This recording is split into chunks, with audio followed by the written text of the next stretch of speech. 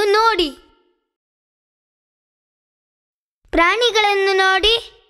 ಕುದುರೆ ಕೆನೆಯುತ್ತದೆ. ಹಂದಿ ಘುರ್ ಘುರ್ ಎನ್ನುತ್ತದೆ. ಕೋಳಿ ಎಂದು ಕೂಗುತ್ತದೆ. ನಾಯಿ ಎಂದು ಬೊಗಳುತ್ತದೆ.